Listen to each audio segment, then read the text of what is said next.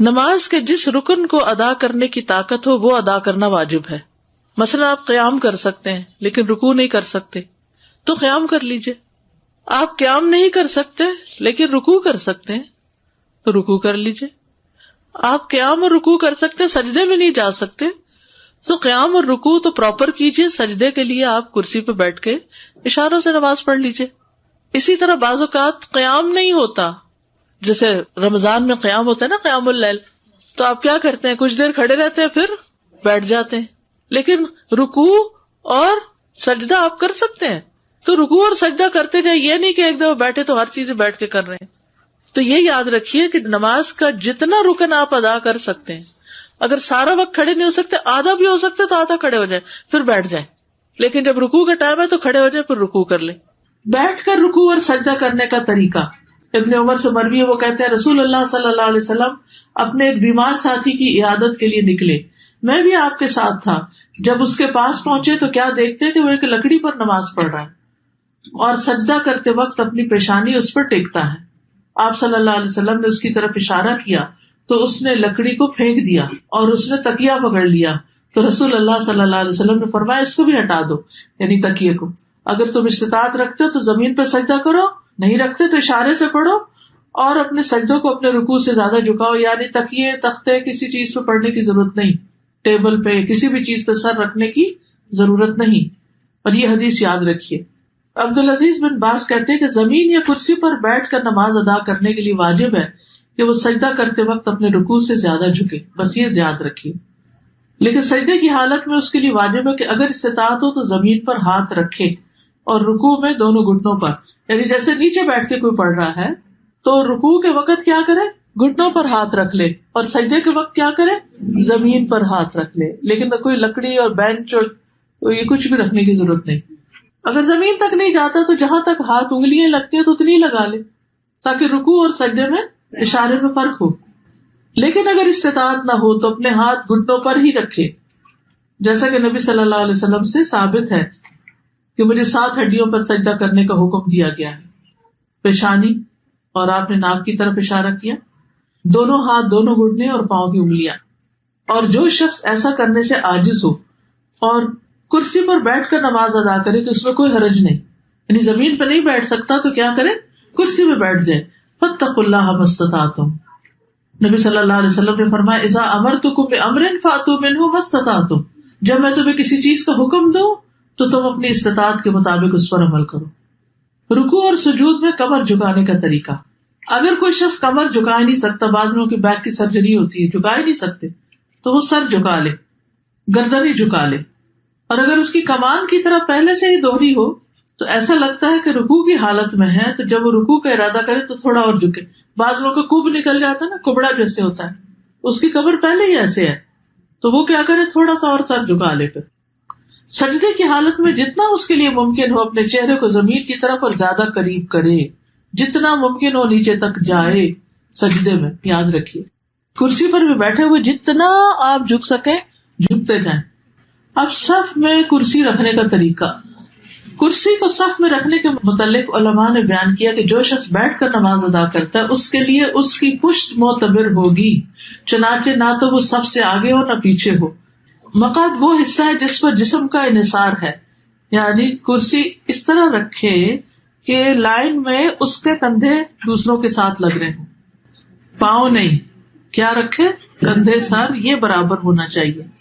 اس لیے اگر نمازی ابتدا سے اختتام تک کرسی پر بیٹھ کر نماز ادا کرے گا، یعنی اول سے آخر بیٹھا ہی ہے، جیسے بہت سے بزرگ ہوتے ہیں نا، وہ کھڑے ہی نہیں ہوتے، بیٹھا ہی بیٹھا ہے، تو وہ اپنے بیٹھنے والی جگہ کو صف کے برابر کر دے گا. یعنی یہ جگہ صف کے برابر ہو جائے گی اور پاؤں کہاں ہوں گے، آگے نکلے ہوئے ہوں گے. اور اگر وہ کھڑا ہو کر نماز ادا کرے گا اور صرف رکوع سجدے کے وقت کرسی پر بیٹھے گا تو اس میں کھڑا ہوتے وقت صف میں برابر کھڑا ہوگا. کرسی پیچھے جائے گی، پھر کرسیاں الگ رکھی جائیں گی تاکہ وہ دوسروں کے لیے تکلیف کا باعث نہ بنے. عین بیچ میں کرسی نہیں رکھے کہ پیچھے والا کیا کرے گا. اور کرسی بھی ایسے جو آگے پیچھے ہو سکتی ہو. کامن سینس ہے بالکل. اپنی پوری کوشش کے ساتھ جتنا کر سکتے ہو کر لو.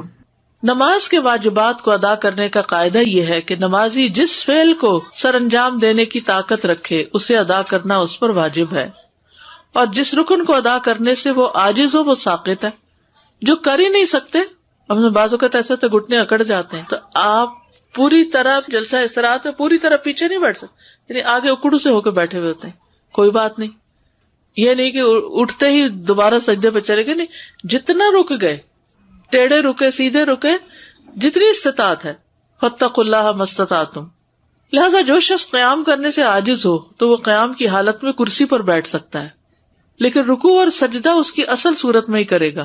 جیسے قیام سے عاجز ہے کوئی، جیسے لمبی نماز میں مثلا، تو قیام میں کرسی پہ بیٹھ جائے لیکن رکوع اور سجدہ اصل صورت میں کرے، یعنی پھر اٹھ کے آرام سے رکوع بھی کرے، سجدے میں بھی جائے. اگر وہ قیام میں کھڑا ہو کر نماز ادا کرنے کی استطاعت رکھتا ہے اور اس کے لیے رکوع اور سجدہ کرنا مشکل ہے تو وہ کھڑے ہو کر نماز پڑھے گا اور رکوع اور سجدے کے وقت کرسی پر بیٹھ جائے گا اور اپنے سجدوں میں اپنے رکوع سے زیادہ جھکے گا. یہ نوٹ کر لیجیے، کس طرح کرسی پہ پڑھے گا؟ اپنے سجدوں میں رکوع سے زیادہ جھکے گا، یعنی بیٹھے بیٹھے ہی رکوع کرے گا کم جھک کر، اور جب سجدہ کرے گا بیٹھے بیٹھے تو زیادہ جھکے گا. قیام سے معذور شخص پر سجدہ اور رکوع کرنا لازم ہے. اگر وہ عذر کی وجہ سے قیام ترک کرے تو اس وجہ سے اس کے لیے اپنے سجدوں اور اپنے رکوع کے لیے کرسی پر بیٹھے رہنا جائز نہیں، وہ تو اٹھے اور کرے، جسے پہلے میں نے عرض کیا. علقمہ بن وقاص سے روایت ہے، انہوں نے کہا، میں نے عائشہ رضی اللہ تعالی عنہا سے پوچھا، جب رسول اللہ صلی اللہ علیہ وسلم بیٹھ کر 2 رکعتیں پڑھتے تو کیا کرتے تھے؟ جب بیٹھ کے نماز پڑھتے تھے تو کیا کرتے تھے؟ انہوں نے جواب دیا، آپ ان میں قرات کرتے رہتے، جب رکوع کرنے کا ارادہ کرتے تو کھڑے ہو جاتے، پھر رکوع کرتے تھے. یعنی قیام میں بیٹھ جاتے لیکن رکوع کے وقت پھر کھڑے ہو جاتے. سمجھ آ گئی بات؟ اوکے. سجدہ اور رکوع سے معذور شخص پر قیام کرنا لازم ہے، یعنی اگر کوئی شخص کھڑا تو ہو سکتا ہے لیکن رکوع اور سجدے میں نہیں جا پاتا تو کم از کم قیام ضرور کرے. کچھ لوگ ہوتے ہیں قیام کر سکتے ہیں لیکن وضو کیا، جا کے ڈھک کرسی میں بیٹھ گئے اور وہی سارا پڑھا. نہیں، اگر آپ کھڑے ہو کے کھانا پکا سکتے کچن میں تو نماز میں آ کے کیوں بیٹھ گئے؟ پھر وہ کبھی کہتے ہیں کہ ہمارے لیے بیٹھنا اٹھنا مشکل تو ہے لیکن اجر بھی ہے. صبح فجر کے وقت بیڈ سے بھی تو اٹھتے ہیں نا ہم. پھر اسی طرح یہ ہے کہ کرسی کو پکڑ کے اٹھ جائے اگر ویسے نہیں اٹھ سکتے. ویسے بھی تو نماز کے لیے ٹیک لگا کے اٹھتے ہیں نا ہاتھوں کی، ٹھیک ہے نا. تو فاتقوا اللہ ما استطعتم، جتنی استطاعت ہے اتنا کام کرتے جاؤ.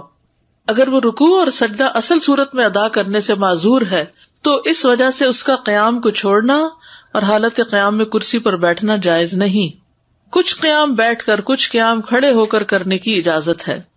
حضرت عائشہ کہتی ہے کہ رسول اللہ صلی اللہ علیہ وسلم بیٹھ کر بھی نماز پڑھتے تھے. آپ بیٹھے ہوئے قرات فرماتے، جب آپ کی قرات سے اتنا حصہ بچ جاتا جتنی 30 یا 40 آیتیں ہوتی ہیں تو آپ کھڑے ہو جاتے اور کھڑے ہو کر ان کی قرات فرماتے، پھر رکوع کرتے، پھر سجدہ کرتے، پھر دوسری رکعت میں بھی ایسا ہی کرتے. سہارا لے کے نماز پڑھنے کی اجازت، کرسی کا سہارا یا پھر کوئی ستون کا سہارا، دیوار کا سہارا. رسول اللہ صلی اللہ علیہ وسلم جب بڑی عمر کے ہو گئے اور جسم کچھ بھاری ہو گیا تو اپنی جائے نماز کے پاس آپ نے ایک ستون بنا لیا، آپ اس کا سہارا لے کر نماز پڑھتے تھے. جو قیام نہ کر سکے وہ بیٹھ کر نماز پڑھ لے، جو قیام نہ کر سکے وہ بیٹھ کے نماز پڑھ لے. حضرت عائشہ سے روایت ہے کہ کچھ لوگ نبی صلی اللہ علیہ وسلم کی آپ کے ایک مرض کے دوران عیادت کرنے آئے، آپ نے انہیں بیٹھ کر نماز پڑھائی. شوکانی کہتے ہیں کہ اگر کوئی شخص کسی عذر کی بنا پر قیام کی استطاعت نہ رکھے تو بیٹھ کر نماز ادا کر لے، اور جو شخص عذر کی بنا پر بیٹھنے سے بھی قاصر ہو وہ پہلو کے بل لیٹ کر نماز ادا کر لے. اگر ٹیک لگا کے کر سکتا تو ٹیک لگا کے کر لے. کچھ ایسے معذور ہو جاتے ہیں نا کہ جو بیٹھ نہیں پاتے، بزرگ ہوتے ہیں، تو ان کو ٹیک لگوا دے. عمران بن حسین رضی اللہ عنہ کہتے ہیں کہ مجھے بواسیر کا مرض تھا، پائلز تھے، تو میں نے نبی صلی اللہ علیہ وسلم سے نماز کے بارے میں دریافت کیا. آپ نے فرمایا، کھڑے ہو کر نماز پڑھو، اگر تمہیں اس کی بھی طاقت نہ ہو تو بیٹھ کر ادا کرو، اور اگر اس کی بھی طاقت نہ ہو تو پہلو کے بل لیٹ کر پڑھ لو. یعنی کرسی پہ نہیں بیٹھ سکتے، چارپائی پہ نہیں بیٹھ سکتے تو لیٹ جاؤ، سائڈ پہ پڑھ لو. جیسے بھی حالات ہو، کسی بھی حال میں نماز چھوڑنا جائز نہیں، بلکہ مکلف پر واجب ہے کہ اپنے تمام حالات میں، اپنی تندرستی میں بھی، اپنی بیماری میں بھی نماز کی شدید خواہش رکھے. کیونکہ نماز اسلام کا ستون ہے اور شہادتین کے بعد تمام ارکان میں سب سے بڑا رکن ہے. کسی مسلمان آدمی کے لیے فرض نماز کو چھوڑنا جائز نہیں. سبحانک اللہم و بحمدک اشہد ان لا الہ الا انت استغفرک و اتوب الیک. نماز اسلام کا ایک بہت اہم رکن ہے. اللہ تعالیٰ کی یاد اور اللہ تعالیٰ سے تعلق قائم کرنے کا بہت بڑا ذریعہ ہے. نبی اکرم صلی اللہ علیہ وسلم نے نماز کو اپنی آنکھوں کی ٹھنڈک قرار دیا. نماز کا وقت ہوتا تو آپ صلی اللہ علیہ وسلم حضرت بلال رضی اللہ تعالی عنہ کو ان الفاظ کے ساتھ آذان دینے کا حکم فرماتے: اقم الصلاۃ یا بلال ارحنا بہا. اے بلال ہمیں نماز سے راحت پہنچاؤ. ابو داؤد کی روایت ہے. نماز کو رسول اکرم صلی اللہ علیہ وسلم نے جنت میں جانے کی ضمانت قرار دیا. حضرت ربیعہ بن کعب اسلمی رضی اللہ تعالی عنہ رسول اللہ صلی اللہ علیہ وسلم کی خدمت میں حاضر رہتے اور نبی صلی اللہ علیہ وسلم کے لیے وضو کا پانی اور دوسری چیزیں لایا کرتے تھے. ایک مرتبہ آپ نے خوش ہو کر فرمایا: ربیعہ مانگو، کیا مانگتے ہو؟ حضرت ربیعہ رضی اللہ تعالی عنہ نے عرض کیا: یا رسول اللہ صلی اللہ علیہ وسلم، جنت میں آپ کا ساتھ چاہتا ہوں. آپ نے فرمایا: تو پھر سجدوں کی کثرت سے میری مدد کرو. یہ صحیح مسلم کی روایت ہے.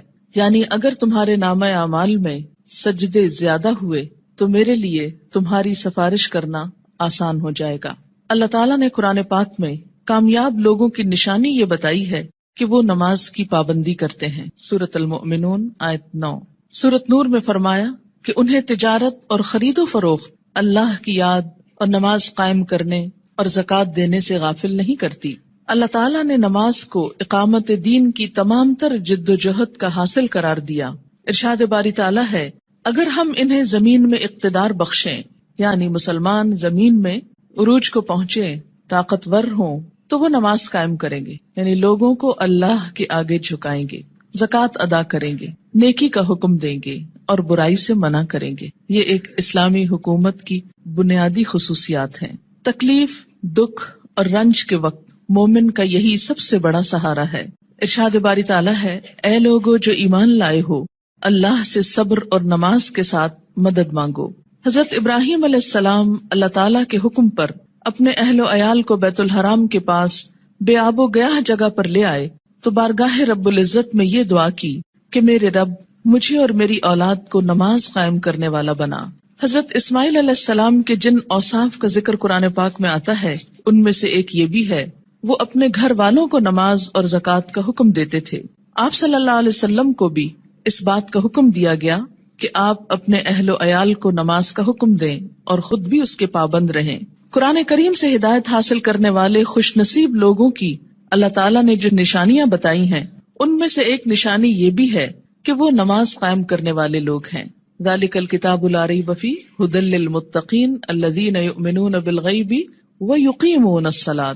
نماز میں غفلت، کاہلی اور سستی سے کام لینے کو اللہ تعالیٰ نے منافقین کی نشانی بتایا ہے کہ اذا قاموا الی الصلاۃ قاموا کسالی، کہ منافق جب نماز کے لیے اٹھتے ہیں تو سستی کے ساتھ اٹھتے ہیں. یراؤن الناس، محض لوگوں کو دکھانے کے لیے.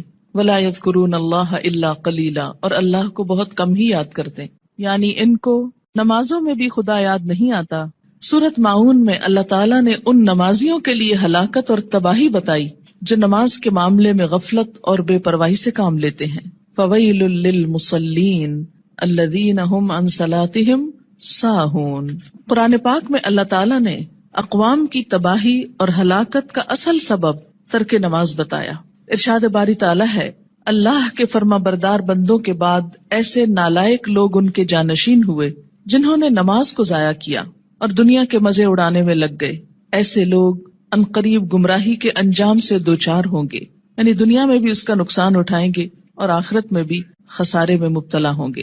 قیامت کے روز جہنمیوں کا ایک گروہ جہنم میں جانے کا ایک سبب یہ بیان کرے گا کہ لم نک من المصلین، ہم نماز پڑھنے والوں میں سے نہ تھے. حالت امن ہو یا حالت خوف، گرمی ہو یا سردی، تندرستی ہو یا بیماری، حتیٰ کہ جہاد و قتال کے موقع پر عین میدان جنگ میں بھی یہ فرض ساقط نہیں ہوتا. رسول اکرم صلی اللہ علیہ وسلم 5 فرض نمازوں کے علاوہ نماز تہجد، نماز اشراق، نماز چاشت، تحیت الوضو، تحیت المسجد کا بھی اہتمام فرماتے تھے، اور پھر خاص خاص مواقع پر اپنے رب کے حضور توبہ استغفار کے لیے نماز ہی کو ذریعہ بناتے، یعنی صلاۃ توبہ۔ خسوف ہو یا کسوف یعنی سورج گرہن اور چاند گرہن تو مسجد تشریف لے جاتے، زلزلہ یا آندھی آتی تو مسجد تشریف لے جاتے، طوفان باد و باران ہوتا تو مسجد تشریف لے جاتے، فاقے کی نوبت آتی تو مسجد تشریف لے جاتے، کوئی پریشانی اور تکلیف ہوتی تو مسجد تشریف لے جاتے، سفر سے واپسی ہوتی تو پہلے مسجد تشریف لے جاتے، پھر گھر پلٹتے، بارش نہ ہوتی تو بھی نماز ادا کرتے۔ گویا ہر غم، دکھ اور تکلیف کے موقع پر نماز۔ آج ہم میں سے بہت سے لوگ طرح طرح کے وظائف کرنے کے لیے گھنٹوں خود کو وقف کرتے ہیں، لیکن 2 رکعت نماز ان پر بہت بھاری ہوتی ہے۔ حیات طیبہ کے آخری دنوں میں بیماری کی حالت میں بھی نبی صلی اللہ علیہ وسلم کو جس چیز کی سب سے زیادہ فکر تھی وہ نماز تھی۔ وفات مبارک سے چند یوم قبل تیز بخار کی وجہ سے آپ پر غنودگی کی حالت طاری تھی۔ عشاء کے وقت آنکھ کھلی تو سب سے پہلے یہ سوال کیا، کیا لوگوں نے نماز پڑھ لی ہے؟ یعنی سب سے زیادہ جس بات کی فکر تھی وہ کیا؟ نماز۔ عرض کیا گیا نہیں، آپ ہی کا انتظار ہے۔ سرور عالم صلی اللہ علیہ وسلم نے پھر اٹھنا چاہا تو بے ہوش ہو گئے۔ جب آنکھ کھلی تو زبان مبارک سے پھر وہی الفاظ نکلے، کیا لوگوں نے نماز پڑھ لی ہے؟ عرض کیا گیا نہیں، آپ ہی کا انتظار ہے۔ تیسری مرتبہ اٹھنے کی کوشش میں پھر غشی طاری ہو گئی۔ افاقہ ہونے پر ارشاد فرمایا، ابو بکر نماز پڑھائیں۔ وفات مبارک سے چند لمحے پہلے آپ نے امت کو جو آخری وصیت فرمائی وہ یہ تھی، الصلاۃ الصلاۃ وما ملکت ایمانکم، یعنی مسلمانوں نماز نماز اور اپنے غلاموں کا ہمیشہ خیال رکھنا، یعنی ایک طرف حقوق اللہ اور دوسری طرف حقوق العباد، بندوں میں سے سب سے زیادہ محروم مخلوق غلام۔ نماز بذات خود جتنی اہم ہے، طریقہ نماز بھی اسی قدر اہم ہے۔ نماز کے بارے میں حکم صرف یہی نہیں کہ اسے ادا کرو، بلکہ حکم یہ بھی ہے کہ اس طرح ادا کرو جس طرح مجھے ادا کرتے دیکھتے رہے ہو۔ ایک حدیث مبارک میں کچھ یوں آتا ہے کہ قیامت کے روز حقوق اللہ میں سے سب سے پہلے نماز کا حساب لیا جائے گا۔ جس کی نماز درست طریقے سے پڑھی گئی ہوگی وہ کامیاب و کامران ہوگا، اور جس کی نماز بگاڑی گئی ہوگی وہ ناکام و نامراد ہوگا۔ اس سے کیا پتہ چلتا ہے کہ قیامت کے روز صرف یہی نہیں پوچھا جائے گا کہ نماز پڑھی یا نہیں، بلکہ یہ بھی دیکھا جائے گا کہ کس طریقے سے پڑھی، کیا اس میں ان تمام امور کا لحاظ رکھا گیا جن کی پابندی ضروری تھی، سنت کے مطابق تھی یا نہیں۔ اس سے یہ اندازہ لگانا مشکل نہیں کہ ادائیگی نماز کے ساتھ ادائیگی نماز کا طریقہ بھی بہت ضروری ہے۔ جو مسائل آگے بیان کیے جائیں گے وہ کسی خاص فقہی مسلک کو سامنے رکھ کر نہیں، اور نہ ہی کسی مسلک کو صحیح یا غلط ثابت کرنے کے لیے یہ مجموعہ مرتب کیا گیا ہے، بلکہ پیش نظر صحابہ کرام کا وہ طریقہ ہے جس میں ایک صحابی حضرت حذیفہ رضی اللہ تعالی عنہ نے ایک آدمی کو نماز پڑھتے دیکھا جو رکوع اور سجود پورے نہیں کر رہا تھا۔ جب وہ آدمی نماز سے فارغ ہوا تو حضرت حذیفہ رضی اللہ تعالی عنہ نے اسے بلا کر کہا، تم نے نماز نہیں پڑھی، اور اگر اسی طرح کی نماز پڑھتے پڑھتے مر گئے تو طریقہ اسلام کے خلاف مرو گے۔ یعنی اگر رکوع سجدہ صحیح طور پر ادا نہیں ہوا مکمل طور پر تو وہ نماز پھر نماز نہیں، ایک مذاق ہے نماز کا۔ ایک دوسرے صحابی حضرت عبداللہ بن عباس رضی اللہ تعالی عنہ نے ایک شخص کو نماز عید سے پہلے نفل پڑھتے دیکھا تو اسے منع کیا۔ وہ کہنے لگا، اللہ تعالیٰ مجھے نماز پڑھنے پر عذاب نہیں کرے گا۔ حضرت عبداللہ بن عباس نے فرمایا، اللہ تعالیٰ تجھے سنت رسول صلی اللہ علیہ وسلم کی مخالفت کرنے پر ضرور عذاب دے گا، کیونکہ آپ نے کبھی نماز عید سے پہلے عیدگاہ میں نفل نہیں پڑھے تھے۔ ایسے کاموں سے کیوں اتنی شدت سے روکا گیا؟ کیونکہ اس سے دین بوجھل ہو جاتا ہے۔ اگر ایک شخص ایک رو میں آ کے کرتا ہے، دوسرا اس کو دیکھ کے کل ایک پورا وہ طریقہ بن جائے گا اور لوگ اس کو اپنے لیے لازم قرار دے دیں گے اور بلا وجہ دین کو بھاری کر لیں گے۔ ایک اور صحابی حضرت عمارہ بن رویبہ رضی اللہ تعالی عنہ نے خطبہ جمعہ کے دوران حاکم وقت کو ممبر پر ہاتھ بلند کرتے دیکھا تو کہا، اللہ خراب کرے ان ہاتھوں کو، میں نے رسول اللہ صلی اللہ علیہ وسلم کو دیکھا ہے کہ اس سے زیادہ نہ کرتے تھے۔ یعنی جمعے کے خطبے کا بھی ایک خاص سٹائل ہونا چاہیے، اور اپنی انگشت شہادت سے اشارہ کیا کہ انگلی سے زیادہ آپ خطبے کے دوران ہاتھوں کو نہیں اٹھاتے تھے۔ آج آپ دیکھیے سنت کی جب مخالفت ہوتی ہے تو اس کا نتیجہ کیا نکلا ہے کہ لوگ دین سے ہی بھاگنا شروع ہو گئے، کیونکہ بتانے والوں کا انداز اور سٹائل اور بیٹھنا اور گفتگو کرنا، یہ سب کچھ دین کے یا حق میں جاتا ہے یا خلاف جاتا ہے۔ سنت رسول صلی اللہ علیہ وسلم سے محبت کا یہی جذبہ ہم سب کا مذہب ہے، اور اسی جذبے کے تحت یہ احادیث پیش کی جا رہی ہیں۔ صحابہ کرام کے مذکورہ بالا طرز عمل سے یہ بھی معلوم ہوتا ہے کہ جن مسائل کو ہم فروعی، اختلافی اور غیر اہم سمجھتے ہوئے نظر انداز کر دیتے ہیں، صحابہ کرام کے نزدیک ان کی کتنی اہمیت تھی۔ حقیقت یہ ہے کہ جو شخص رسول اللہ صلی اللہ علیہ وسلم کے اس فرمان مبارک سے آگاہ ہے، من رغب عن سنتی فلیس منی، یعنی جس شخص نے میری سنت اختیار کرنے سے گریز کیا وہ مجھ سے نہیں، وہ کسی بھی سنت کو معمولی اور غیر اہم سمجھ کر نظر انداز کرنے کی جسارت نہیں کر سکتا۔ ہمارے ہاں یہ ٹرینڈ بہت عام ہو گیا ہے کہ جو تو قرآن میں لکھا ہے یا جو فرض کے درجے میں ہے وہ تو ہم کر لیں، اور سنت وہ تو معمولی چیز ہے، کوئی فرض تھوڑی ہے۔ اور ہم نے دیکھا ہے سعودی عرب میں لوگ ایسا نہیں کرتے اور فلاں ملک کے لوگ ایسا نہیں کرتے۔ تو یاد رکھیے کہ ہمارے لیے نہ سعودی عرب کے لوگ کوئی مثال ہیں اور نہ کسی اور ملک کے، ہمارے لیے تو مثال 1400 سال پیچھے جاتی ہے نبی اکرم صلی اللہ علیہ وسلم کی ذات میں۔ سب سے پہلے نماز کے لیے نیت کا درست ہونا ضروری ہے، کیونکہ نیت کے بغیر اگر کوئی شخص وہ تمام ایکشنز کرے جو نماز کے ہوتے ہیں تو اس کی نماز نہ ہوگی۔ کسی بھی عمل کے اجر و ثواب کا دار و مدار نیت پر ہے۔ حضرت عمر بن خطاب رضی اللہ تعالی عنہ کہتے ہیں، میں نے رسول اللہ صلی اللہ علیہ وسلم کو فرماتے ہوئے سنا کہ اعمال کا دار و مدار نیت پر ہے، ہر شخص کو وہی ملے گا جس کی اس نے نیت کی، لہٰذا جس نے دنیا حاصل کرنے کی نیت سے ہجرت کی اسے دنیا ہی ملے گی، جس نے کسی عورت سے نکاح کرنے کی غرض سے ہجرت کی اسے عورت ہی ملے گی، بس مہاجر کی ہجرت کا صلہ وہی ہے جس کے لیے اس نے ہجرت کی۔ یعنی ہجرت جیسا بڑا نیکی کا کام بھی زیادہ فائدہ مند نہیں اگر اللہ کے لیے نہ ہو۔ فتنہ دجال سے بھی بڑا فتنہ دکھاوے کی نماز ہے، دکھاوے کی نماز۔ عن ابی سعید رضی اللہ عنہ قال خرج علینا رسول اللہ صلی اللہ علیہ وسلم ونحن نتذاکر المسیح الدجال فقال الا اخبرکم بما هو اخوف علیکم عندی من المسیح الدجال فقلنا بلا یا رسول اللہ صلی اللہ علیہ وسلم قال الشرک الخفی ان یقوم الرجل فیصلی فیزید صلاته لما یرى من نظر رجل رواہ ابن ماجہ۔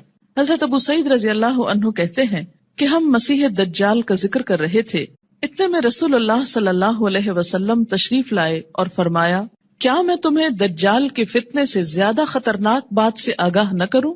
ہم نے عرض کیا، ضرور یا رسول اللہ صلی اللہ علیہ وسلم۔ آپ نے فرمایا، شرک خفی یعنی خفیہ شرک جس کو پروناؤنس نہ کیا جائے لیکن وہ دل میں چھپاؤ، یہ دجال سے بھی زیادہ خطرناک ہے، اور وہ یہ ہے کہ ایک آدمی نماز کے لیے کھڑا ہو اور نماز کو اس لیے لمبا کرے کہ کوئی آدمی اسے دیکھ رہا ہے، یعنی تنہائی میں نماز پڑھے تو چھوٹی سی پڑھ لے، قل هو اللہ پڑھ کے ختم کر دے، اور اگر لوگوں کے بیچ میں پڑھ رہا ہے، لوگوں کے ساتھ پڑھ رہا ہے تو صرف اس لیے لمبی کر دے کہ لوگ دیکھیں گے تو پھر ان کے نزدیک میں بہت نیک کہلاؤں گا۔ اسے شرک بھی کہا گیا، یعنی شرک خفی، اور اسے دجال کے فتنے سے زیادہ بدترین چیز قرار دیا گیا۔ اور یہ بندوں کو بھی دھوکہ دینا ہے اور اللہ کو بھی۔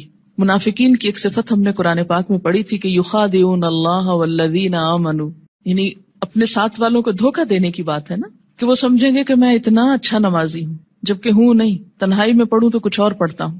وما یخدعون الا انفسهم، ایسے لوگ محض اپنے آپ ہی کو دھوکہ دیتے ہیں۔ تو جیسی ہم اکیلے میں پڑھتے ہیں ویسی اگر سب کے سامنے پڑھ لیں گے تو کوئی ہم کو نہیں مارے گا، ہو سکتا ہے کوئی نوٹس بھی نہ کر رہا ہو ہم کیا کر رہے ہیں، کسی کو اتنی فرصت کہاں کہ وہ سب اپنے کام چھوڑ کے صرف یہ دیکھے کہ اس کی نماز کتنی لمبی اور چھوٹی۔ یہ محض شیطان کا خیال ہوتا ہے جو ہمارے نیک عمل کو بھی برباد کر دیتا ہے۔ دکھاوے کی نماز شرک ہے۔ ان شداد ابن اوس رضی اللہ عنہ قال سمعت رسول اللہ صلی اللہ علیہ وسلم یقول من صلی یرائی فقد اشرک ومن صام یرائی فقد اشرک ومن تصدق یرائی فقد اشرک، رواہ احمد۔ حضرت شداد بن اوس رضی اللہ عنہ کہتے ہیں، میں نے رسول اللہ صلی اللہ علیہ وسلم کو فرماتے ہوئے سنا ہے، جس نے دکھاوے کی نماز پڑھی اس نے شرک کیا، جس نے دکھاوے کا روزہ رکھا اس نے شرک کیا، جس نے دکھاوے کا صدقہ کیا اس نے شرک کیا۔ اسے احمد نے روایت کیا ہے۔ نماز کی فرضیت۔ نماز اسلام کا دوسرا اہم رکن ہے۔ ان ابن عمر رضی اللہ عنہما قال قال رسول اللہ صلی اللہ علیہ وسلم بنی الاسلام علی خمس شہادت ان لا الہ الا اللہ وان محمدا رسول اللہ واقام الصلاة وایتاء الزکاة والحج وصوم رمضان رواہ البخاری۔ حضرت عبداللہ بن عمر رضی اللہ عنہ کہتے ہیں کہ رسول اللہ صلی اللہ علیہ وسلم نے فرمایا، اسلام کی بنیاد 5 چیزوں پر رکھی گئی ہے، اس بات کی شہادت، گواہی کہ اللہ کے سوا کوئی الہ نہیں اور محمد صلی اللہ علیہ وسلم اللہ کے رسول ہیں، نمبر 2 نماز قائم کرنا، نمبر 3 زکوٰۃ ادا کرنا، نمبر 4 حج کرنا، نمبر 5 رمضان کے روزے رکھنا۔ اسے بخاری نے روایت کیا ہے۔ ہجرت سے قبل 2 رکعت اور ہجرت کے بعد 4 رکعت نماز فرض ہوئی، یعنی نماز کی فرضیت کیسے ہوئی؟ مکہ میں کیسے تھی؟ ہجرت سے قبل 2 فرض اور بعد میں 2 4 ہو گئے اور فجر 2 ہی رہی۔ عن عائشہ رضی اللہ عنہا قالت فرض اللہ الصلاۃ حین فرضها رکعتین فی الحضر والسفر فاقرت صلاۃ السفر وزید فی صلاۃ الحضر متفق علیہ۔ حضرت عائشہ رضی اللہ تعالی عنہا فرماتی ہیں، جب معراج کی رات اللہ تعالیٰ نے نماز فرض کی تو حضر و سفر، حضر کہتے ہیں حاضر ہونا، گھر میں رہنا، دونوں کے لیے 2 رکعت نماز فرض کی، بعد میں سفر کی نماز 2 رکعت برقرار رکھی گئی اور حضر کی نماز میں اضافہ کر دیا گیا۔ اسے بخاری اور مسلم نے روایت کیا ہے۔ نماز کی فضیلت، روزانہ باقاعدگی سے 5 نمازیں ادا کرنے سے تمام صغیرہ گناہ معاف ہو جاتے ہیں۔ عن ابی ہریرہ رضی اللہ عنہ قال قال رسول اللہ صلی اللہ علیہ وسلم ارأیتم لو ان نہرا بباب احدکم یغتسل فیہ کل یوم 5 ما تقول ذلك یبقی من درنہ قالوا لا یبقی من درنہ شیئا قال فذلك مثل الصلوات الخمس یمحو اللہ بها الخطایا متفق علیہ۔ حضرت ابو ہریرہ رضی اللہ تعالی عنہ کہتے ہیں، رسول اللہ صلی اللہ علیہ وسلم نے فرمایا، تمہارا کیا خیال ہے اگر تم میں سے کسی کے دروازے پر نہر بہتی ہو اور وہ اس نہر میں ہر روز 5 مرتبہ نہائے تو کیا اس کے بدن پر کوئی میل کچیل باقی رہ جائے گا؟ صحابہ کرام نے عرض کیا، نہیں، کسی قسم کا میل کچیل باقی نہیں رہے گا۔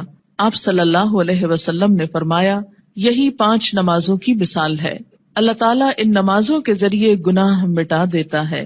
اسے بخاری اور مسلم نے روایت کیا ہے۔ یاد رکھیے کہ کچھ گناہ ایسے ہوتے ہیں کہ جن کو نیکیاں مٹاتی چلی جاتی ہیں۔ ان الحسنات یذہبن السیئات، اس میں کیا چیز آتی ہے؟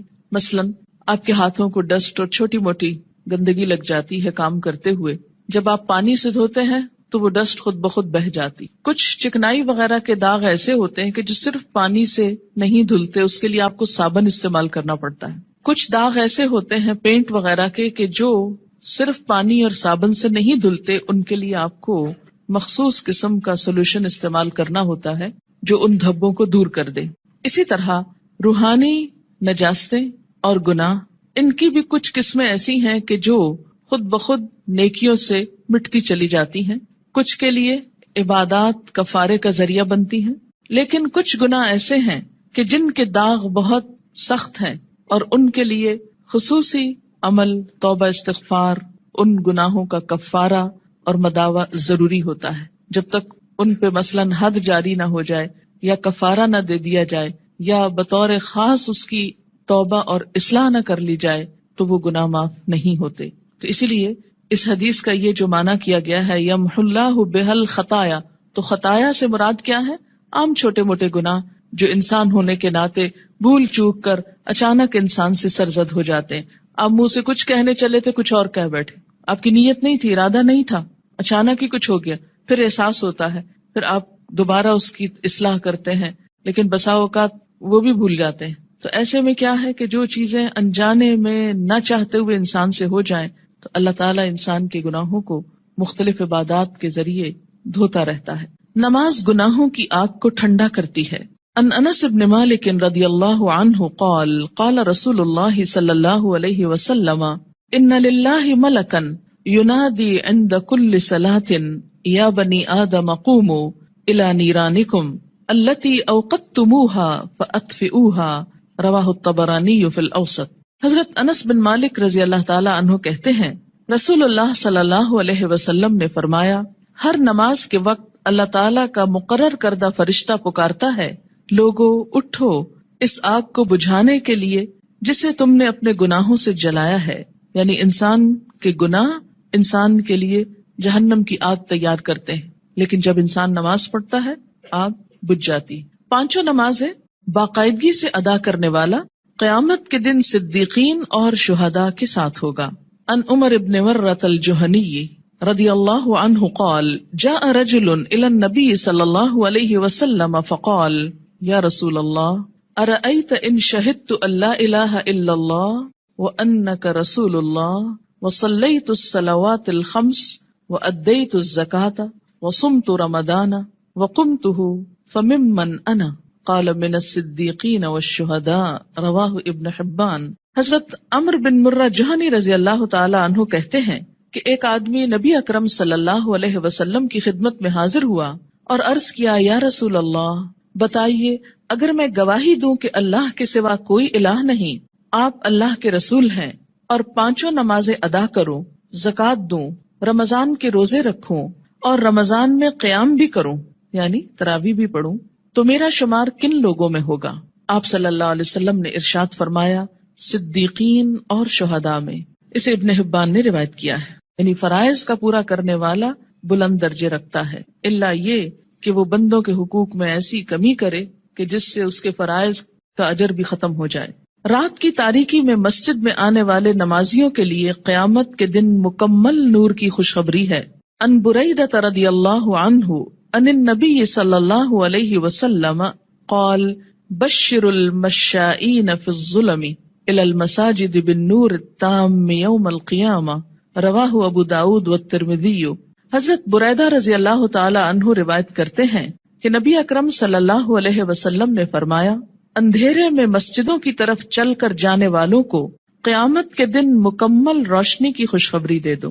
یہ تو آپ سب جانتے ہیں نا کہ حشر کے میدان میں بہت اندھیرا ہوگا، لیکن کچھ لوگوں کے پاس نور ہوگا، کچھ کے پاس ہوگا پھر چھین لیا جائے گا منافقوں سے. اور یہ نور کون سا نور ہوگا؟ انسان کے اپنے اعمال کا. اور اس نور کو بڑھانے والی چیز نماز ہے، اور خصوصاً رات کے اندھیرے میں مسجد جانے والوں کے لیے خوشخبری ہے. عورتوں کے لیے گھر میں ہی یہ نماز پڑھنے کا اجر ہے، اور اگر وہ مسجد نہیں بھی جا پاتی تو انشاءاللہ پابندی سے نماز ادا کرنے کی صورت میں وہ اس اجر سے محروم نہیں رہیں گی. نور کی وہ دعا بھی سکھائی گئی نا کہ ربنا اتمم لنا نورنا، اللہ ہمارا نور ہم پہ مکمل کر دے. کہ حشر کے میدان میں یہ دعا مانگیں گے اہل ایمان اس پریشانی سے کہ کہیں ان کا نور ان سے چھین نہ لیا جائے. مسجد میں آنے والے نمازی اللہ کے ملاقاتی ہیں جن کی اللہ تعالیٰ عزت فرماتا ہے. وَأَن سلمان رضی اللہ عنہ ان النبی صلی اللہ علیہ وسلم قال من تودأ فی بیتہ فاحسن الوضوء ثم اتى المسجد فهو زائر اللہ وحق علی المزور ان یکرم الزائر رواہ الطبرانی. حضرت سلمان رضی اللہ تعالی عنہ سے روایت ہے کہ نبی اکرم صلی اللہ علیہ وسلم نے فرمایا، جس نے اپنے گھر میں اچھی طرح وضو کیا اور پھر مسجد میں آیا وہ اللہ کا ملاقاتی ہے، اور میزبان کے لیے ضروری ہے کہ وہ اپنے ملاقاتی کی عزت کرے. قیامت کے دن ایسے لوگوں کو عزت کے ساتھ جنت میں رکھا جائے گا، عزت کا لباس پہنایا جائے گا اور عزت کا مقام دیا جائے گا. وَلَهُمْ أَجْرٌ کریم کی جو بات آتی ہے، کریم عزت والا. نماز کی اہمیت. بے نماز کا انجام قارون، فرعون، حامان اور ابی ابن خلف کے ساتھ ہوگا. ان عبداللہ ابن عمرو ابن العاص رضی اللہ عنہما ان النبی صلی اللہ علیہ وسلم انہ ذکر الصلاة یوما فقال من حافظ علیہا كانت له نورا وبرهانا ونجاتا يوم القيامة ومن لم يحافظ عليها لم يكن له نورا ولا برهانا ولا نجاتا وكان يوم القيامة مع قارون وهامان وفرعون وأبي بن خلف رواه ابن حبان. حضرت عبداللہ بن عمرو بن العاص رضی اللہ تعالی عنہ کہتے ہیں کہ نبی اکرم صلی اللہ علیہ وسلم نے ایک دن نماز کا ذکر کرتے ہوئے فرمایا، جس شخص نے نماز کی حفاظت کی اس کے لیے نماز قیامت کے روز نور، برہان اور نجات کا سبب ہوگی، اور جس نے نماز کی حفاظت نہ کی اس کے لیے نہ نور ہوگا، نہ برہان، نہ نجات، نیز قیامت کے روز اس کا انجام قارون، فرعون، حامان اور ابی ابن خلف کے ساتھ ہوگا. اسے ابن حبان نے روایت کیا ہے. یہاں پر نماز کی حفاظت کا ذکر ہے. پابندی وقت بھی مراد ہے، رکوع اور سجود وغیرہ کی حفاظت بھی، اپنے دل اور خیالات کی حفاظت بھی، طہارت کی حفاظت بھی. تو ایسی نماز پڑھنے والے کی اللہ تعالیٰ بھی حفاظت فرمائیں گے، اور قیامت کے دن اس کے لیے یہ نماز سراسر فائدے کا سبب ہوگی. اور اگر نہیں تو ایسا شخص فرعون، قارون جو مال کی محبت میں گرفتار تھا، کیونکہ عموماً انسان نمازوں کی پرواہ کیوں نہیں کرتا؟ مال کی محبت میں گرفتار ہو کر. فرعون حکومت اور جاہ و مال کی وجہ سے، تکبر کی وجہ سے. حامان جو اس کا مشیر تھا، جو فرعون کی خوشنودی حاصل کرنے کے لیے اسی کے دین پر تھا اور اسی کا مددگار اور وزیر تھا. آج بھی دنیا میں بہت سے ایسے لوگ ہیں جو اپنے بڑوں کی خوشنودی حاصل کرنے کے لیے اپنے کسی باس کی یا کسی بڑے کی اس کا کام کرتے کرتے یا اس کی خوشامد کرتے کرتے اللہ تعالیٰ کا یہ حق بھول جاتے ہیں. اور اسی طرح ابی ابن خلف اسلام دشمنوں میں سے تھا. یعنی ایسا شخص جو نماز کی حفاظت نہ کرے، پھر اسے صدیقین اور شہداء کے ساتھ ہونے کی بجائے ایسے مجرموں کے ساتھ رکھا جائے گا. اسلام اور کفر کے درمیان حد فاصل نماز ہے. عن جابر رضی اللہ عنہ قال قال رسول اللہ صلی اللہ علیہ وسلم بین الرجل و بین الشرک والکفر ترک الصلاۃ، رواہ مسلم. حضرت جابر رضی اللہ عنہ سے روایت ہے کہ رسول اللہ صلی اللہ علیہ وسلم نے فرمایا، آدمی اور شرک یا کفر کے درمیان حد فاصل ترک نماز ہے. یعنی نماز کا پڑھنا یا چھوڑنا اس کو ایک طرف یا دوسری طرف لے آتا ہے. اسے مسلم نے روایت کیا ہے. مثلاً ایک شخص مسلمان ہے، اسلام کی حفاظت میں ہے، یہ حفاظت جو ہے یہ نماز کے ساتھ ہے، یا یوں کہیے کہ نماز ہی کی یہ باؤنڈری. جب کوئی شخص نماز نہیں پڑھتا، اس عہد کو توڑتا ہے تو وہ کٹ جاتی ہے ڈور جس سے وہ محفوظ تھا، اور اس کے بعد وہ اسلام کی حدوں سے نکل کر کفر کے قریب ہو جاتا ہے یا اس میں داخل ہو جاتا ہے. 10 برس کی عمر میں اگر بچہ نماز کا عادی نہ بنے تو اسے مار کر نماز پڑھوانی چاہیے، یعنی سختی کی جا سکتی ہے. عن عمرو بن شعیب عن ابیہ عن جدہ رضی اللہ عنہما قال قال رسول اللہ صلی اللہ علیہ وسلم مروا اولادکم بالصلاة وهم ابناء 7 سنین واضربوهم علیہا وهم ابناء 10 سنین وفرقوا بینہم فی المضاجع، رواہ ابو داود. حضرت عمر اپنے باپ شعیب سے اور شعیب اپنے دادا عبداللہ بن عمرو بن عاص سے روایت کرتے ہیں کہ رسول اللہ صلی اللہ علیہ وسلم نے فرمایا، جب تمہارے بچے 7 برس کے ہو جائیں تو انہیں نماز پڑھنے کا حکم دو. جب 10 برس کے ہو جائیں اور نماز باقاعدگی سے نہ پڑھیں تو نماز پڑھانے کے لیے انہیں مارو. نیز 10 برس کی عمر کے بچوں کو علیحدہ علیحدہ بستروں پر سلاؤ. اسے ابو داؤد نے روایت کیا ہے. 10 سال کی عمر تک بچے کی عادتیں پختہ ہو جاتی. اگر اس عمر میں والدین کچھ محنت کر لیں، تکلیف کر لیں، تو باقی زندگی میں پھر آسانی ہو جائے گی، کیونکہ والدین سے پوچھا جائے گا بچوں کی تربیت کے بارے میں. قرآن پاک میں اللہ تعالیٰ فرماتے ہیں، یا ایھا الذین آمنوا قوا انفسکم واہلیکم نارا، اے لوگو جو ایمان لائے ہو، بچاؤ اپنے آپ کو اور اپنے اہل و عیال کو آگ سے. ہم سمجھتے ہیں ایمان اور آگ، ہم نے تو کلمہ پڑھ لیا، ہمیں آگ کیوں چھوئے گی؟ اللہ تعالیٰ ایمان والوں ہی سے فرما رہے ہیں کہ اپنے آپ کو اور اپنے بچوں کو، بیوی کو، گھر والوں کو، اہل و عیال کو آگ سے بچاؤ. یعنی ان کی اسلامی خطوط پر تربیت کرو تاکہ وہ اللہ کے بندے بن کر زندگی بسر کر سکیں. اگر کوئی شخص اس سلسلے میں کوتاہی کرتا ہے تو اس سے پوچھو گی. بہرحال یہاں 7 برس کی عمر سے نماز کی ابتدا کا حکم ہے. اس سے پہلے بچوں کو تکلیف نہیں دینی چاہیے. اگر خود شوق سے کچھ کرتے ہیں، مثلاً ماں نماز پڑھی، ساتھ آ کے سجدے کرتے ہیں، بیٹھ جاتے ہیں، تو ٹھیک ہے، لیکن 7 سال سے پہلے انہیں تکلیف نہیں دینی چاہیے. اس میں ضرور کوئی حکمت ہوگی کہ 7 سال ہی، کیونکہ اس وقت تک بچہ اپنے کام بہت سے خود کرنے کا عادی ہو جاتا ہے، اہل ہو جاتا ہے. 7 سال کے کم عمر بچے کو مثلاً 6 سال میں آپ کو ہاتھ بھی دھلانے ہیں، آپ کو منہ بھی دھلانا ہے، تو ماؤں کے لیے بہت تکلیف ہو جاتی. لیکن عام طور پر 7 سال کا بچہ اپنے یہ کام خود کو واش کر سکتا ہے، خود کو صاف کر سکتا ہے، نہا سکتا ہے، وضو کر سکتا ہے.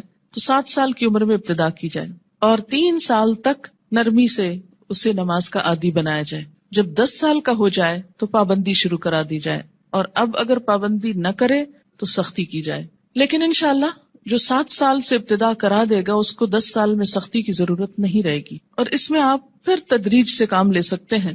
مثلا میں نے اپنے بچوں کے ساتھ یہ کیا کہ ان کو جو 7ویں سال کی جو برتھ ڈے آپ سیلیبریٹ کرتے ہیں تو کیک کھلانے کی بجائے بٹھا کے یہ بتایا کہ نماز کتنی امپورٹنٹ ہے، اور آج سے تم 7 سال کے ہو گئے ہو اور ہم سب مل کر مغرب کی نماز پڑھیں گے. میں نے یہ نہیں کہا کہ تم پڑھو، بلکہ ہم پڑھیں گے، اور ساتھ کھڑے ہو کر وضو کروایا، ساتھ کھڑے ہو کر نماز پڑھائی. اس سے بچے کو کچھ بھی مشکل نہیں ہوئی. نماز سے پہلے وضو ایک مشکل کام ہوتا ہے، جو وہ مرحلہ پار کر جائے اس کے لیے اگلا مرحلہ آسان ہو جاتا ہے. تو مائیں اگر وضو کرتے وقت تھوڑا سا وقت 5-7 منٹ لگائیں اور ساتھ وضو کرائیں، اس سے وضو کی بھی اصلاح ہوگی انشاءاللہ، کہ دیکھا جائے گا کہ وہ اپنے کپڑے تو نہیں بھگو رہے یا باتھ روم تو نہیں بھگو رہے. کیونکہ بہت دفعہ دیکھنے میں آتا ہے اب تک کہ بچے تو کیا، بڑے بڑے میچور لوگ جب کسی واش روم سے نکلتے ہیں تو سارا واش روم یوں لگتا ہے جیسے کوئی نہا کے نکلا ہو یہاں سے. کبھی سمجھ نہیں آئی کہ اس قدر پانی گرانے کی کہ جو سنک سے باہر زمین پر بھی پورا پھیل جائے اور کپڑے بھی اور سب کچھ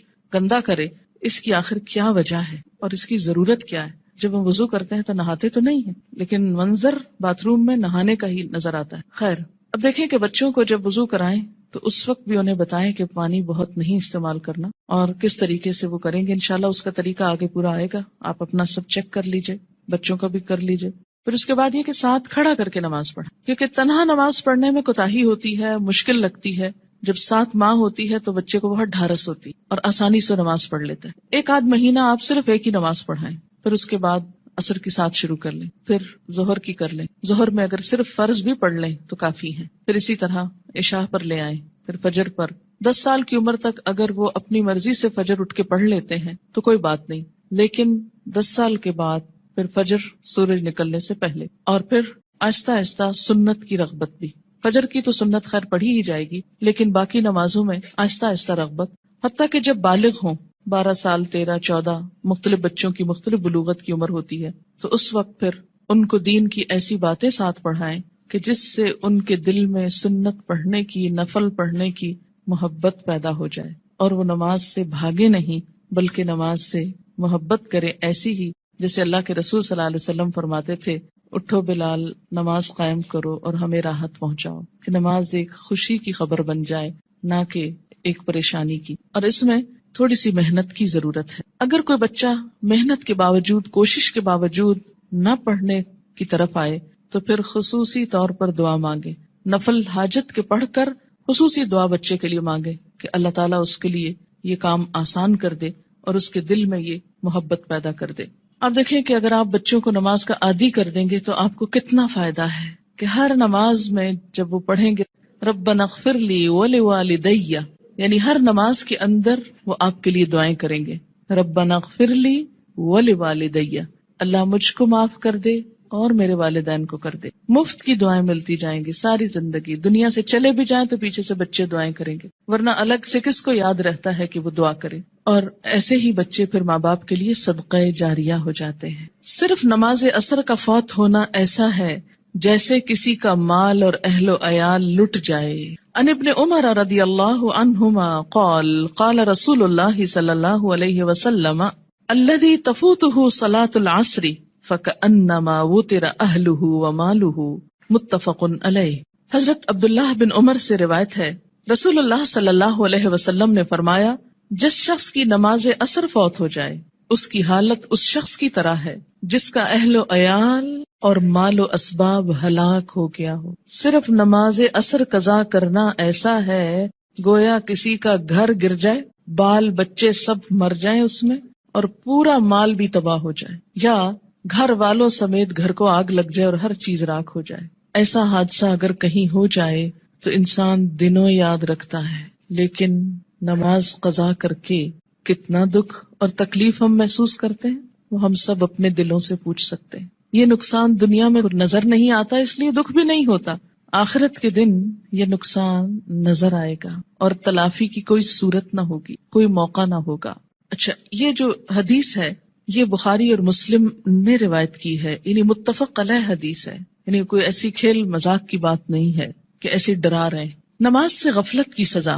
حضرت سمرہ بن جندب رضی اللہ تعالی عنہ روایت کرتے ہیں کہ حضور صلی اللہ علیہ وسلم اپنے اصحاب سے پوچھا کرتے، کیا تم میں سے کسی نے کوئی خواب دیکھا ہے؟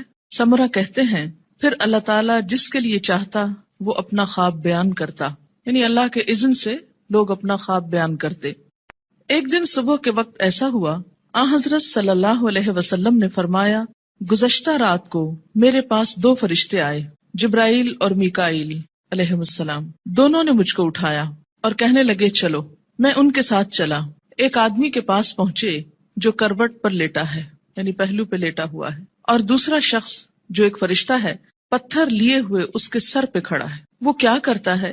جھک کر پتھر سے اس کا سر کچل ڈالتا ہے، یعنی کھڑا آدمی جھک کر پتھر سے سر کچلتا ہے اور پتھر ڈھلک کر ادھر آ جاتا ہے، یعنی جب وہ پھینکتا ہے سر کچل کر پتھر دوسری طرف چلا جاتا ہے۔ وہ شخص پتھر کو سنبھالنے کے لیے جاتا ہے، دوسری طرف جا کے پتھر اٹھاتا ہے، اور جب پتھر لے کر آتا ہے تو اس لیٹے ہوئے شخص کا سر جڑ کر جیسے پہلے تھا ویسے ہی ہو چکا ہوتا ہے۔ پھر وہ پتھر مار کر اس کا سر کچلتا ہے۔ ایسا ہی پھر برابر ہوتا رہتا ہے کہ مارا جاتا ہے، سر کچلا جاتا ہے، جب تک پتھر کو دوبارہ اٹھایا جاتا ہے، سر پھر درست ہو جاتا ہے، پھر مارا جاتا ہے۔ یہ بار بار سر کا درست ہونا اور بار بار مارا جانا، یہ دراصل عذاب کی شدت کی طرف اشارہ ہے۔ میں نے کہا، کس نے؟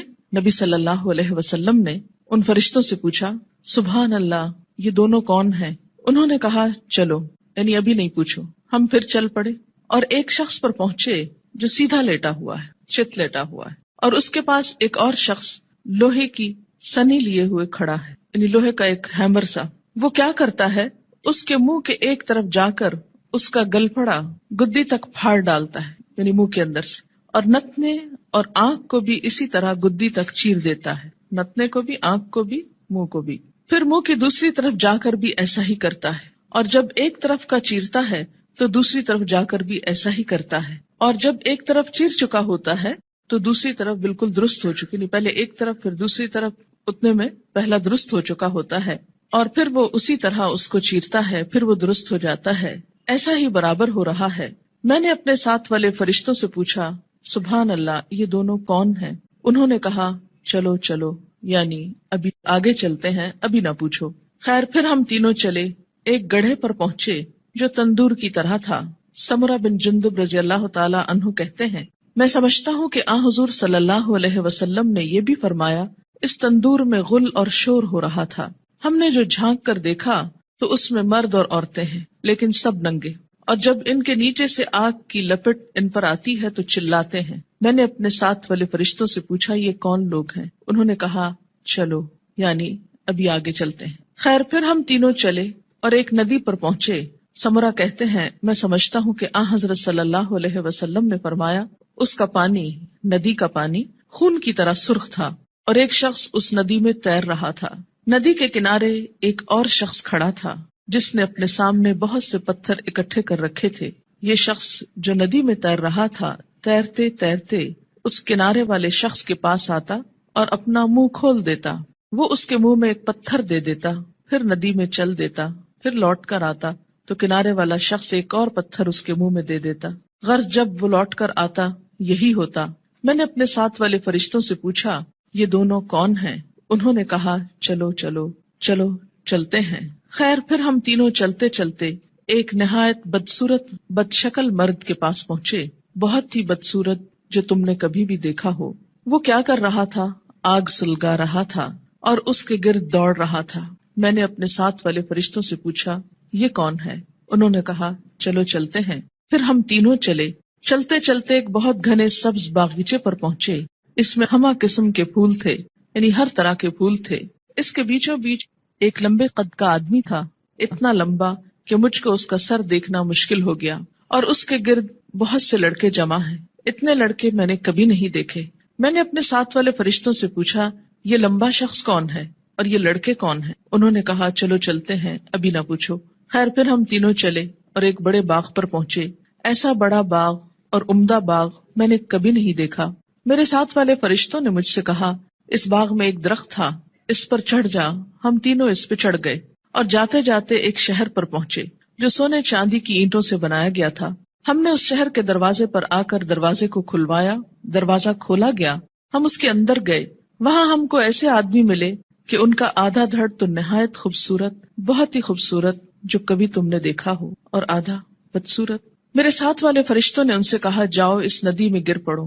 غوطہ لگاؤ۔ وہاں ایک اور ندی دکھائی دی جو چوڑائی میں بہ رہی تھی، اس کا پانی دودھ کی طرح سفید تھا۔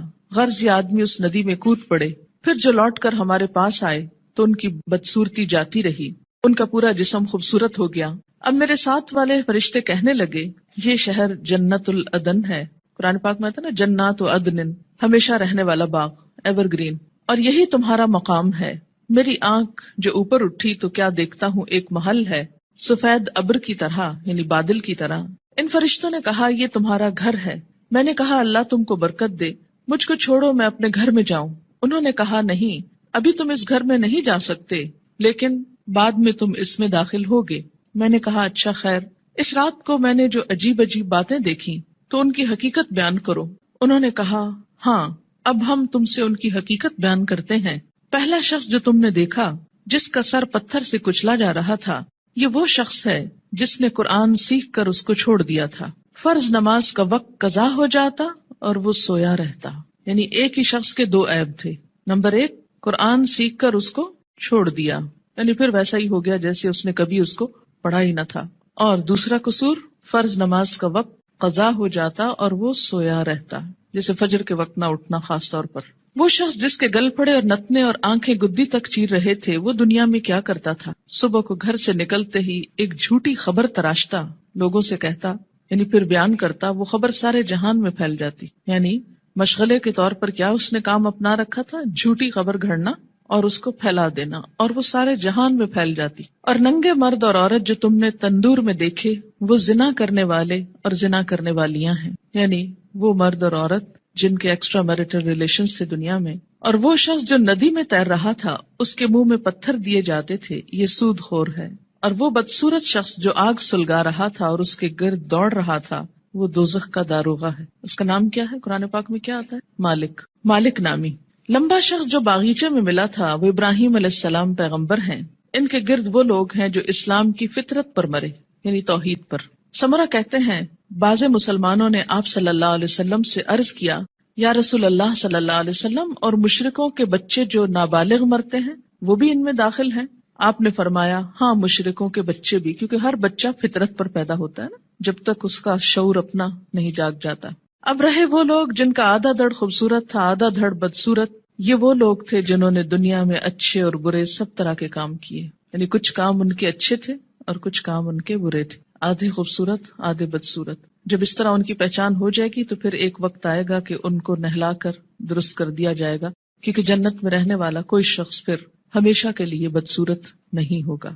اب دیکھیں کہ دنیا میں اگر کسی کا ناک اس کی پسند کا نہ ہو، یا چہرے پہ داغ ہو، یا کچھ بھی ہو، یا اگر پاؤں خوبصورت نہ ہو، تو کس قدر شرمندگی محسوس کرتا رہتا ہے، احساس کمتری میں مبتلا ہو جاتا ہے۔ جنت میں اگر کچھ عرصہ بھی ایسا لوگوں کے بیچ میں رہنا پڑے کہ آدھا دھڑ خوبصورت ہو اور آدھا بدصورت ہو، تو کس قدر شرمندگی کی بات ہے۔